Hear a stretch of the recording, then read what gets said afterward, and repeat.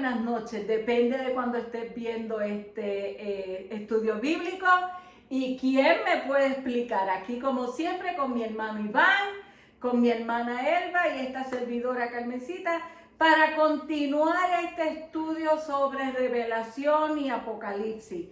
Le damos las gracias a todas las personas que nos han comentado, ¿verdad? Sí, muchas gracias, porque a veces nosotros cuando no nos comentan, pues no sabemos a quiénes estamos llegando, pero obviamente estamos llegando a muchos de ustedes. Y eso pues nos anima para seguir haciendo esto para la gloria del Señor y la enseñanza y la edificación del cuerpo de Cristo. Así que les damos las gracias. Recuerde, compártalo, denle like, suscríbase. Usted lo ve en la parte de abajo. Usted lo único que tiene que hacer es darle like. Dice subscribe, suscríbase, share, compártalo con otras personas que usted conozca para que ese estudio bíblico llegue a mucha gente y seamos muchos los que sigamos aprendiendo y evangelizando por medio de estas enseñanzas. Amén. Así que está la clase anterior, estuvimos en el capítulo 10. El capítulo 10 donde el ángel del Señor Jesús dice que se acabó el tiempo. Entonces viene Juan, el ángel le dice a Juan que se come el rollito o el rollo. Juan se lo come y dice que le sabe amargo primero, ¿verdad? Le sabe Dulce en la boca dulce y amargo en el estómago. Y después termina diciendo, ahora vete a predicar, vete a predicar otra vez. Porque hablar de el nuevo. ángel sabe que esto está ocurriendo en una visión. Una vez la visión termine, Juan tiene que seguir. O sea, el ángel está diciendo, no, tu ministerio de predicación no termina con la visión. En realidad comienza con la visión, Exacto. Continúa predicando. Así que ahí terminamos el capítulo 10 y ahora vamos al capítulo 11. ¿Qué es el capítulo 11? El capítulo 11 habla de los dos testigos y habla de la séptima trompeta. ¿Y quién me explica qué son esos dos testigos? Vamos a ver cómo lo podemos hacer.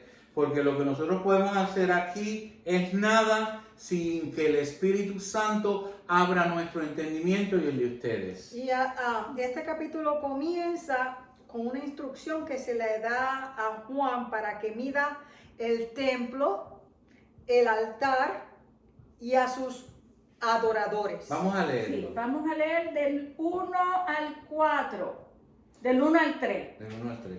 Entonces me fue dada una caña semejante a una vara de medir, y se me dijo, levántate y mide el templo de Dios, y el altar, y a los que adoran en él.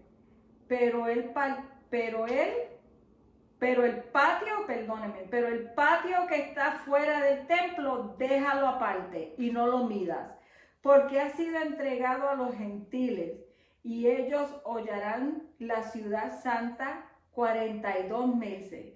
Y daré a mis dos testigos que profeticen por 1260 días vestidos de silicio. Y 1260 días son 3 años y medio. Lo mismo que son 42 meses. meses. Entonces, ¿qué es eso de medir el templo? ¿Qué es la caña? ¿Qué significa? ¿Y quiénes son esos dos testigos? ¿Y Bueno. quién me explica? Bueno, en Ezequiel también hace una referencia, porque en Ezequiel 40 y 43 hay un pasaje extendido en donde un templo es medido. El templo en Ezequiel es el templo del milenio terrenal. Ahora, ¿cuál es este templo al que se le manda a Juan a medir? Sí, porque sabemos que Salomón construyó el primer templo. Sabemos que Nabucodonosor destruyó el templo en el 587 a.C. Sabemos que el rey Herod lo reconstruyó y que en Titus, el tiempo de él, ese templo fue destruido, que eso fue en el año 70 después de Cristo, y ahí quedó. Ya no hay más templo. Entonces, O sea, ¿cuántos templos se han construido? y Dos. destruido dos. Dos. Entonces, aquí se está hablando del tercer Templo. y ya hay personas judías y organizaciones que están trabajando para la reconstrucción de ese templo. Estamos hablando de que el acuerdo abrámico, que incluye las tres fes abrámicas, que son la islamita, la judía y la cristiana, siendo representada por la Iglesia Católica Romana, ¿no? Porque es la denominación cristiana más grande de todo el mundo, es la Iglesia Católica Romana. Por ahí viene, a uno le huele, ¿no? Eso huele a ecumenismo. Sí, no, pero lo que digo, por ahí va a venir el Tratado de Paz, porque en estos momentos, fíjate bien, no se sabe a ciencia cierta en qué lugar de la explanada estaba el templo. Acuérdate que el templo, la parte más importante del templo era el lugar santísimo. Entonces, porque el templo tiene tres áreas, el lugar santísimo, que solamente era entrado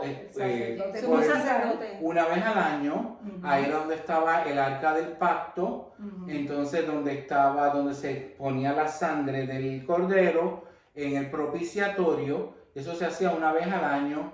Entonces fuera de ahí estaba el lugar santo, que solamente podía ser, los hombres eran los únicos que podían entrar ahí. Entonces después había unos atrios, después del lugar, afuera del lugar santo, que era el atrio de las mujeres judías, by the way, no era cualquier mujer, eran las mujeres judías, podían entrar ahí, y luego está el atrio de los gentiles, que eran los gentiles podían entrar ahí. Ese fue el lugar donde el Señor tiró las mesas, porque decía, ustedes lo que están haciendo es poniéndoles impedimentos a los gentiles para que se acercan al Señor, porque ya rápido están comerciando con eso. Entonces, entendiendo... La casa del Padre era casa de oración. Era casa de oración. Entendiendo cómo era eso, no se sabe a ciencia cierta ahora en qué lugar está eso. Acuérdense que allí la gran traba para la paz es que allí está la mezquita de la Roca. Sí. Acuérdense que Jerusalén creo que es el segundo lugar más santo del Islam, y es el lugar más santo de Jerusalén, de la cristiandad y del judaísmo. Entonces se está especulando que el lugar del templo no está siendo ocupado por el domo de la roca, ¿ok? Por el templo de la roca. Y lo que se está previendo que suceda allí es una construcción de un templo cristiano, ya está el templo islamita, entonces se va a levantar el templo de Jerusalén, y ese va a ser el broche de oro y esto, vuelvo y repito, estamos especulando en estos momentos, estamos haciendo una proyección profética, y ese va a ser probablemente el acuerdo de paz que vaya a ser firmado, porque si las tres religiones que se están disputando a Jerusalén en ese lugar entran en paz, ¿qué va a pasar con el resto del mundo? Porque mire, el cristianismo y el judaísmo y el islamismo nada más contienen, qué sé yo, cuántos billones, 3 billones, 3.000 millones de adeptos en el mundo. Así que, y esos 3.000 millones de adeptos en el mundo representan las naciones más desarrolladas del planeta. Entonces, lo que quedarían serían las religiones animistas del África y de algunos lugares en Asia y en América, que no tienen un poder socioeconómico político que tienen los islámicos, los cristianos y los judíos. Entonces, entendemos que cuando en estos versos se habla de que mida el templo, estamos midiendo el templo donde el anticristo va a hacer la abominación desoladora. ¿Puedo leer algo? Dice, parece más bien que este es el templo que debe de estar en la tierra para el cumplimiento de lo que Daniel, Jesús y Pablo dijeron de la abominación desoladora. El profeta Daniel nos dijo que el anticristo rompería su pacto con los judíos y pondría fin a los sacrificios y ofrendas que habían vuelto a empezar con el tercer templo. El anticristo contaminará el templo al poner algo abominable allí. Le hace Daniel 9, 27, 11, 31 y 12, 11. Jesús dijo que que buscáramos, estuviéramos pendientes a una abominación que estaría en el lugar santo, el cual sería la señal que la temporada de la ira de Dios está sobre la tierra. Mateo 24, 15, 16 y 24, 21. Pues sabemos que el templo se tiene que reconstruir porque ese va a ser el sitio donde el anticristo se siente. Y es un hecho que ya los planos están, es un hecho que ya la vaca que se supone que santifique el lugar está. Es un hecho que ya el sacerdocio judío está siendo, ya hay sacerdotes que están dispuestos a comenzar, porque el templo, lo que va a pasar en el templo es un continuo sacrificio de animales. Es lo que va a pasar ahí. Entonces tú tienes aquí al ángel que le dice, ve y mide. ¿Por qué tiene que medir?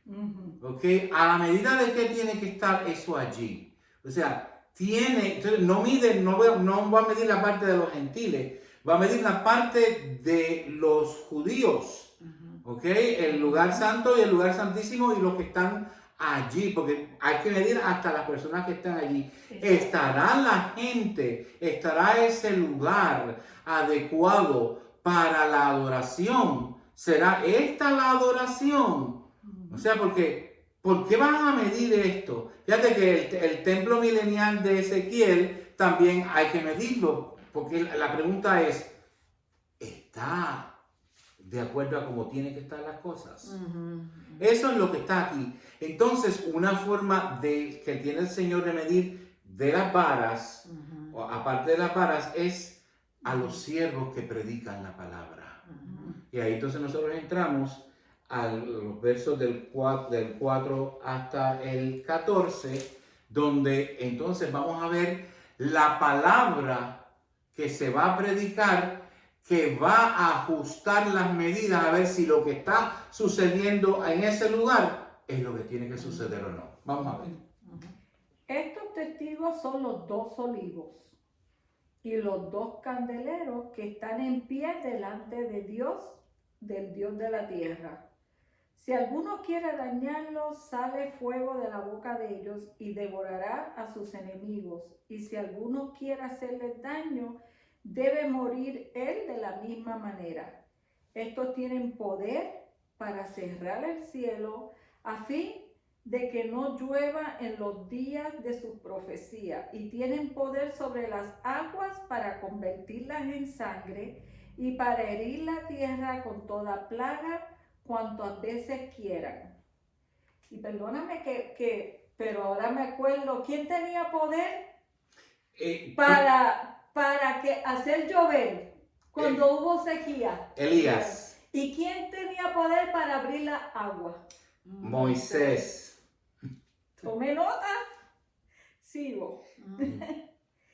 Cuando haya acabado su testimonio, la bestia que sube del abismo hará guerra contra ellos y los vencerá y los matará. Y sus cadáveres estarán en la plaza de la grande ciudad que en el sentido espiritual se llama Sodoma y Egipto, donde también nuestro Señor fue crucificado. Y los de los pueblos, tribus, lenguas y naciones verán sus cadáveres por 3 días y medio y no permitirán que sean sepultados. Y los moradores de la tierra se regocijarán sobre ellos y se alegrarán y se enviarán regalos unos a otros, porque estos 2 profetas habían atormentado a los moradores de la tierra.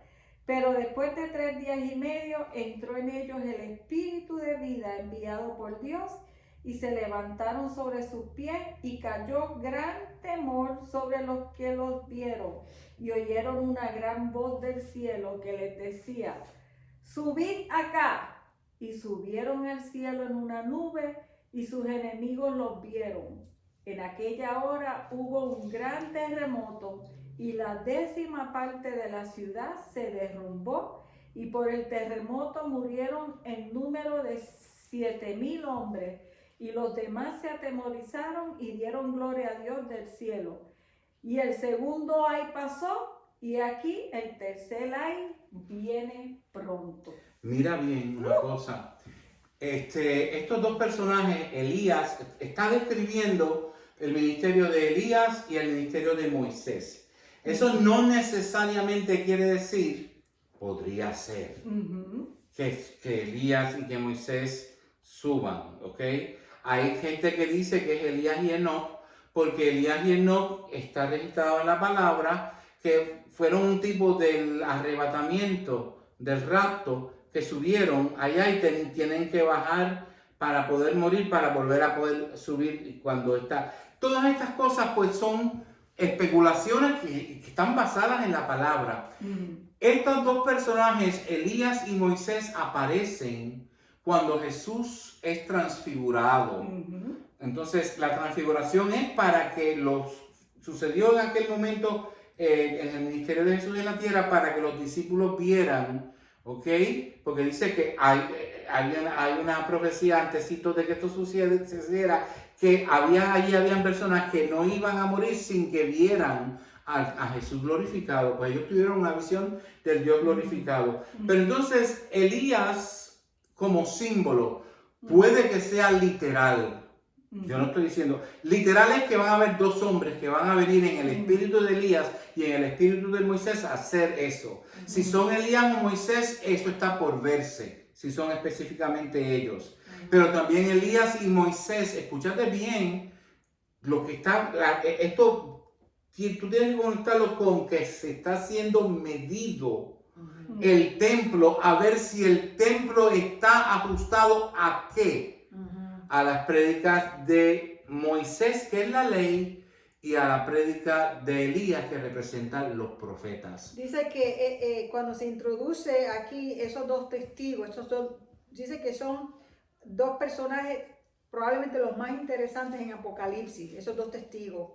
Y dice que el carácter de su ministerio es profético, o sea que profetizan, ellos predican y demuestran el arrepentimiento. Vestido de sicilio, dice, y ellos tienen un ministerio efectivo. Nosotros nos enfocamos mucho en que es este o el otro y perdemos la esencia, ¿ok? No se sabe, hasta la palabra habla del espíritu de Elías y el espíritu de Moisés, que tengan características de Elías y características de Moisés. Eso no necesariamente dicen que eran ellos literal, pero que sea quienes sean, son dos personajes, dos testigos y el carácter de lo que ellos van a hacer es profetizar, ¿ok? Profetizar y demostrar arrepentimiento. En otras palabras, acuérdate que una de las cosas que hizo Jesús cuando vino a la tierra fue poner en su justa interpretación lo que la ley y los profetas decían. Entonces, estos dos personajes, estos dos testigos, van a hacer lo mismo. Estos 3 años y medio prácticamente es los mismos 3 años y medio del ministerio de Jesucristo en la tierra. Donde entonces ese segundo templo de Herodes, mira, el primero fue destruido por la apostasía del pueblo judío. Para los tiempos de Babilonia, de Nabucodonosor. Pero en los tiempos de Jesús fue destruido porque el mismo Jesús vino y Jesús tenía el poder de Moisés y tenía el poder de Elías en uno. ¿Entiendes? Y fue destruido. Entonces, a la tercera va la vencida, dice el dicho, ¿no? Este sería el tercer templo. En la medida está ajustado a la predicación que se perdió, tanto en el primero como el segundo templo, que Jesús la corrigió. O sea, la ley y los profetas dan testimonio de quién. De Cristo. De Cristo. De Cristo. Y ese es el propósito de ellos. Porque si te das cuenta, cuando los matan, dejan el cuerpo y entonces viene la voz acá y dice que suben. El judío que está bien, el judío que no va a claudicar, el judío que va a ser salvo de acuerdo a la salvación que esté para ese momento, ese judío va a entender quién es Jesucristo por medio de estas cuestiones. Porque esos dos profetas lo que están haciendo es recreando el ministerio de Jesús en la tierra. Predicó para afinar, para afianzar, para decantar, para liberar de las interpretaciones equivocadas de la ley y los profetas, lo que era como era, y los mataron, los mismos judíos los mataron. Aquí ya los judíos no van a ser quien lo matan. Es el anticristo. Entonces, ese anticristo, al matarlos, los judíos van a darse cuenta que, wow, porque aquí hasta este momento todavía no se ha hablado nada acerca de la abominación desoladora. Todavía ese punto no se ha... ¿Tú puedes explicar lo que es la abominación desoladora? La abominación desoladora pasó es cuando... En estos tiempos es cuando el anticristo se siente en el trono de Dios, en el templo, y exija que sea adorado como Dios, como Jesús. Acuérdate que Él quiere quitarle el trono a Jesús. O sea, que va a pasar algo que va a hacer que el templo ya no esté purificado. Que se vuelva impuro. Eso... También hay gente que dice que en vez de un cordero van a matar a un cerdo. Eso fue lo que pasó en la otra... la primera abominación desoladora. Cuando Jesús habla en Mateo 24, dice, hay un acotamiento, dice, el que lea entienda. Eso pasó en los tiempos de los macabeos. ¿Ok? O sea, eso es lo que se llama como, estaba hablando de algo, de una adoración, un fuego extraño en el templo. Por eso es que se está siendo medido. O sea, ¿a quién tú estás adorando aquí? Perdón, ¿a quién tú estás adorando aquí? Entonces habla de 3 años y medio. Y antes de comenzar a filmar la lección, nosotros discutíamos, esos 3 años y medio, ¿serán los primeros o serán los segundos? O sea, ¿será la tribulación o la gran tribulación? Entonces, hasta este momento nosotros hemos entendido que es, como no se habla de la abominación desoladora, que esto va a ocurrir en los tiempos de paz. Los primeros 3,5 años. Entonces, como dice que la bestia que sale del mar, del abismo, que aquí todavía no se ha hablado de la bestia del abismo, eso viene después. Exacto. Entonces, probablemente cuando estos testigos suban y crean, y entonces los judíos empiecen a pensar, nosotros matamos al verdadero Mesías, entonces el anticristo diga, no, yo soy el Mesías, y se siente y llega la abominación desoladora. Porque él va a querer que en ese templo lo adoren a él. Y eso es una tremenda abominación desoladora. Entonces, de ahí en adelante es que empieza la parte más severa de la tribulación. Porque entonces ahí es como cuando se desenmascara a alguien y ya tú sabes, el que sabe, sabe. Si a esa medida Dios fue justa, el que sabe, sabe que entonces aquel que vino y trajo la paz fue el que se sienta en el templo. Ese es el anticristo. La iglesia que fue vomitada, que todavía está pendiente, se va a dar entonces cuenta de quién es el anticristo en ese momento. ¿Okay? Y los judíos se van a dar cuenta de que ese es un impostor, el impostor que le decía el Señor Jesús a Juan, que dice, va a venir uno que no es de ustedes y a ese le van a creer. Entonces, eso es lo que es un momento definitorio donde se va a saber quién está a la medida de lo que Dios quiere, versus quienes no dan, no rinden esa medida. Muy bien. A mí me han preguntado cuál es la importancia, por qué el templo es tan importante para los judíos. Porque sin templo no hay sacrificios. No hay sacrificios, ¿ok? Alguien me había preguntado eso, me acordé ahora y se lo estoy contestando, ¿ok? Pero el asunto es que en este momento la abominación desoladora, algo va a pasar que va, como dijiste tú, va a ser un momento que va a definir quién es en realidad ese líder que surgió como tremenda bendición y de momento quiere que lo adoren. ¿Entiendes? Entonces, y se le va a virar la tortilla a los judíos que tanto confiaron en él al principio. Y ojo, y esto puede que me caigan chinches por esto, ¿ok? Hay musulmanes que sí creen en Dios, ¿entiendes? Aunque el Dios de ellos es Alá, hay musulmanes que creen que Dios, el Creador, es el Dios de ellos. Y los ojos de ellos también van a ser abiertos. Y se van a dar cuenta entonces que esa persona no es quien era. ¿Ok? Entonces mira lo que sucede inmediatamente después. Todavía la trompeta no había sonado, la última trompeta. Ahora es que suena la última trompeta y mira lo que sucede. Escúchalo bien. Y hay que ver también, ¿verdad? Haciendo un paréntesis en esto. Yo pienso en la misericordia de Dios. Pues es que Apocalipsis es todo misericordia. Es que hasta, tú sabes, te mandé a mi hijo, no has creído, te mando 2 testigos ahora para que los escuches, para que... No crees. Y con todo eso, y haces lo mismo que hiciste con mi hijo, lo matan, lo crucifican, lo dejan ahí 3 días, tú sabes. Entonces la gente habla de un Dios de juicio, que un Dios que es malo, que un Dios que... Perdóname, tú sabes, ¿cómo que un Dios que es juicio? Si tú cometes matas a alguien o robas, tú tienes que ir a la cárcel. No vamos a decir, ay, pobrecito, violó a una niña de 3 años y pobrecito, vamos a dejarlo libre. No, pero con todo eso, la misericordia de Dios, o sea, no se puede ni entender, es inexplicable. Uno no la puede. Pero entonces mira ahora lo que sucede para la última trompetita.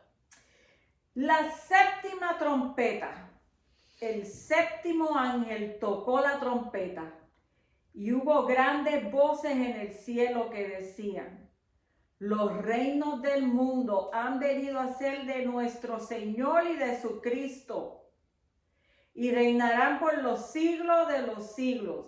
Y los 24 ancianos que estaban sentados delante de Dios en sus tronos se postraron sobre sus rostros y adoraron a Dios diciendo: te damos gracias, Señor Dios Todopoderoso, el que eres y el que eras y el que has de venir, porque has tomado tu gran poder y has reinado. Y se airaron las naciones, y su ira ha venido, y el tiempo de juzgar a los muertos y de dar el galardón a tus siervos, los profetas, a los santos, y a los que temen tu nombre, a los pequeños y a los grandes, y de destruir a los que destruyen la tierra. Y el templo de Dios fue abierto en el cielo, y el arca de su pacto se veía en el templo. ¡Wow! Y hubo relámpagos, voces, truenos, un terremoto y grande granizo. Aleluya. Aleluya. Y aquí esto es crucial, lo que vamos a decir ahora. Lo hemos dicho 20,000 veces, lo hemos repetido 20,000 veces. La gente, hay una gran duda porque como hay misericordia en el libro de Apocalipsis y se habla de que va a haber gente que va a creer en Dios, entonces la gente ha interpretado eso como que la iglesia del cuerpo va a pasar por la gran tribulación. Escúchate bien, la revelación de la iglesia del cuerpo no había sido dada a ninguna persona hasta que el Señor se lo dio a Pablo. Eso lo dice en Efesios. Y te está diciendo que Cristo es la cabeza y que la iglesia es el cuerpo. Entonces, ¿qué significa eso?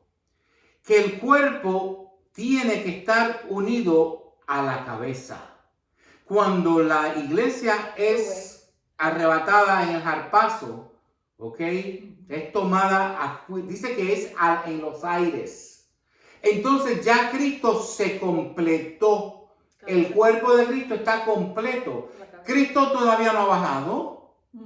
Así que esta gente que se está convirtiendo aquí no es la iglesia, a lo sumo será la iglesia, como yo digo, la iglesia vomitada. La apóstata, la que se quedó. La iglesia que no hizo lo que estaba correcto, pero que con todo y con eso, como decía el mismo Señor, más bienaventurado es creer sin ver que creer viendo. Esta gente, ¿por qué es más bienaventurado? Porque esta gente va a creer viendo y va a ser salvo, pero no va a formar parte del cuerpo de Cristo. Nosotros somos más bienaventurados porque sin ver hemos creído. Y eso dice Pablo, que somos coherederos del reino. Significa que esa es nuestra herencia, somos real sacerdocio, nación santa, real sacerdocio. ¿Por qué? Porque el que es sacerdote también es rey. Entonces, ¿qué es lo que sucede aquí? Cuando suena la séptima trompeta, lo que empieza son grandes voces en el cielo. Mire, usted ha estado siguiendo esto del supuesto cometa 3I Atlas. Yo no puedo decir ni una cosa ni puedo decir la otra en estos momentos. Ni siquiera los científicos se han pronunciado categóricamente con esto, pero están con una cautela bien grande. Y en estos días, creo que, no sé si fue ayer o anteayer, la NASA activó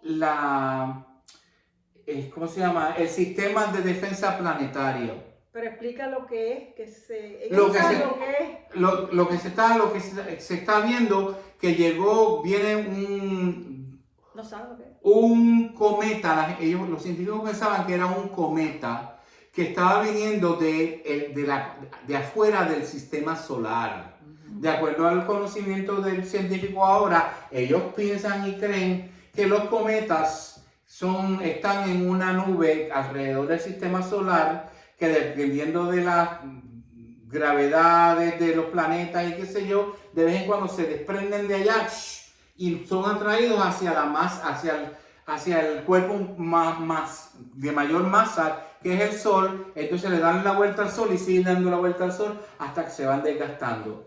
Lo que pasa es que este cometa comenzó su trayectoria desde lo que la Tierra se ve como la constelación de Sagitario, la cual en los 1970 se escucharon unas voces de allá, unos sonidos de allá que no han podido ser descifrados en 1970. Entonces comenzó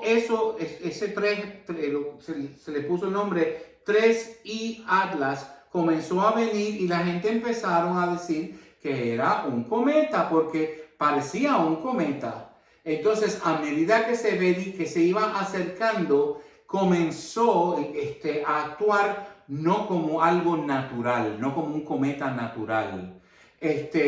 Y ustedes pueden googlearlo con mucho cuidado porque hay mucha gente de UFO y esto y lo otro. Exacto. Usted escudriñelo todo. Y páselo por las escrituras. Páselo por las escrituras. Entonces, lo último que se supo antes de que la NASA rompiera la comunicación, porque la NASA es quien tiene los instrumentos más potentes, porque está el negociado espacial de Europa, está el negociado espacial de China, de Japón, pero los instrumentos más potentes los tiene la NASA.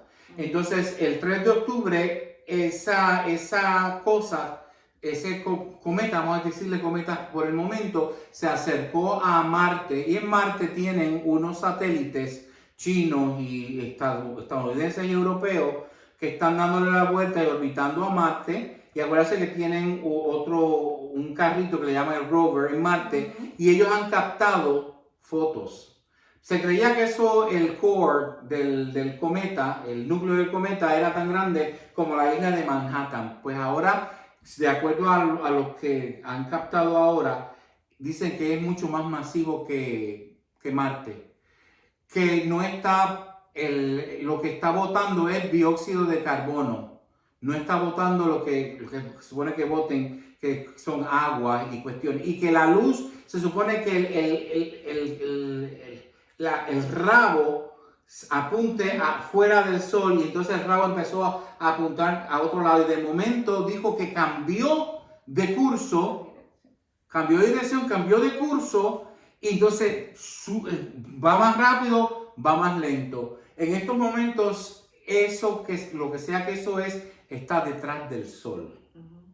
Entonces, en otras palabras, no hay ningún instrumento que desde en estos momentos pueda captar nada, porque para que los planetas parece que están a este lado del sol, donde están esos instrumentos, y esa cosa está detrás del sol. Y si va a continuar con la trayectoria que se venía a venir, entonces con la gravedad del sol va a coger un impulso y va a estar pasando más cerca de la Tierra entre noviembre y enero de este año. Esa es la proyección. Pero vamos a ver si sale de atrás o qué es lo que sucede. Esto se está, mire, es para que estén pendientes. Exacto. Yo no estoy... No estamos asustando a nadie. No sabemos. No sabemos. Si la NASA no sabe. Usted prepárese. Prepárese para irnos con Cristo. Pero yo te voy a decir algo que si dice la palabra... Y si es el cometa que tú decías, cuando la explosión y todo eso. Tú no sabes si eso viene de... Eso es parte puede de... ser. Pero mira lo que dice aquí. ¿Ok? Para esto, ajustate el cinturón. Porque dice en el versículo 19 del capítulo 11, y el templo de Dios fue abierto ¿en dónde? En el cielo. En el cielo. Y el arca de su pacto se veía en el templo. Si estos dos testigos son los primeros 3 años y medio, y los segundos 3 años y medio es la grande tribulación, y dicen que van a ver a Jesús. Acuérdate que Jesús no baja primero. No.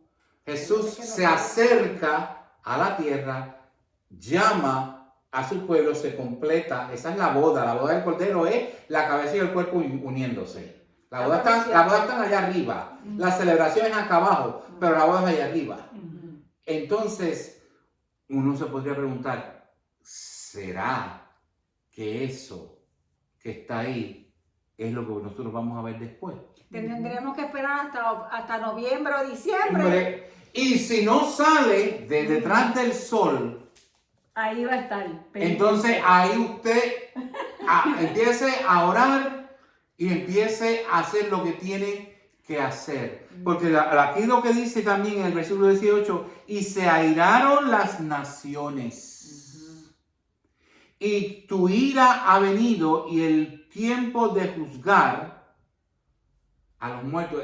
Acuérdate que los muertos van a resucitar. Eso es al final de la gran tribulación, cuando Cristo brega aquí, van a resucitar los muertos que van a vivir en el milenio, y al final del milenio, entonces van a resucitar todos los que han nacido a lo largo de toda la historia y van a ser juzgados. Ok, acuérdate que... No nosotros, no porque ya nosotros. nosotros, acuérdate que Cristo pagó nuestros pecados. Pagó nuestros pecados. Eso es lo que está pasando aquí. Nosotros tenemos vida eterna. Entonces, hermanos, esto ya casi es hora, ¿verdad? Sí. Y esto para cerrarlo con un llamado. Exacto. Porque todo esto hay que cerrarlo con llamado. Esto no es para que usted se ponga a hacer nada de, ay, esto y lo otro. No. Esto es para que usted se ponga a decir, estoy bien con Dios. Y este es el propósito de Ese es el estas propósito. clases de Apocalipsis. Ese es el propósito de Apocalipsis, es revelar a Cristo. Estamos revelando que el Cristo de la misericordia, el que va a venir y que va a ser el ejecutor principal de todas estas cosas, todavía nos está dando tiempo y nos está diciendo, vengan a los pies de Cristo, arrepiéntanse. Porque al arrepentirse, y arrepentirse significa entender que Él se fue. No tienes que esperar a los 2 testigos. Para eso tenemos la iglesia del cuerpo. Nosotros somos los testigos. Nosotros somos aquellos a quien el ángel le dijo a Juan, todavía tienes que predicar. Eso es lo que estamos haciendo nosotros, predicando. para que ustedes puedan entender que Dios es misericordioso y que esa misericordia es ahora.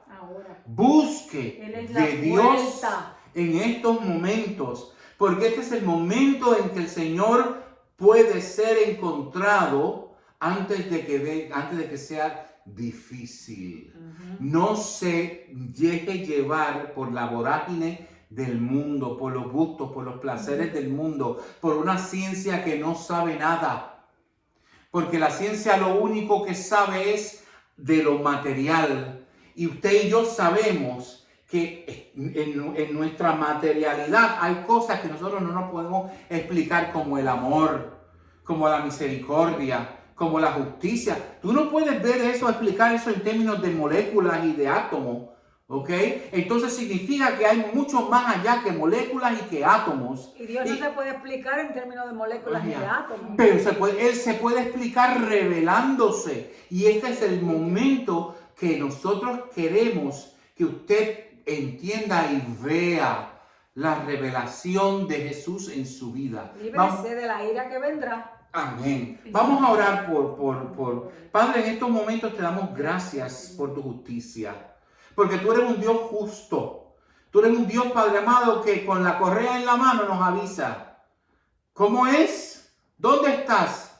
¿Qué estás haciendo? Para que entonces nosotros caigamos en sí y nos liberemos, Padre amado, del cantazo que viene. Mi Señor, entra en el corazón y en la mente de nuestros hermanos, de las personas que estén escuchando esto, ya sea en estos momentos antes del rapto o después del rapto, Padre amado, que estén viendo esto para que puedan entender, mi Señor, que aún dentro de la tribulación va a haber misericordia para salvación, de acuerdo a la salvación. La salvación nuestra de ahora es ser tu cuerpo. La salvación después del rapto no es ser tu cuerpo, es gozar del milenio, pero no reinando. De todas maneras, Padre amado, lo que queremos es que tú seas el rey de las vidas de las personas. Amén. Que se arrepientan delante de ti. Y en el nombre de Jesús, Padre amado, te pedimos, mi Señor, que tu Santo Espíritu sea convenciendo Amén. De pecado, sea convenciendo, Padre amado, de verdad a estas personas, que ellos puedan agarrar una palabra, una Biblia, que ellos puedan ir a un templo donde se predique la palabra, mi Señor, que tú puedas, Padre amado, activar a las personas por medio de tu Santo Espíritu, que puedan llegar a personas que están lejos de aquí, de Georgia, de Villarrica, donde nosotros estamos, pero tu cuerpo está ya cerca de donde ellos están.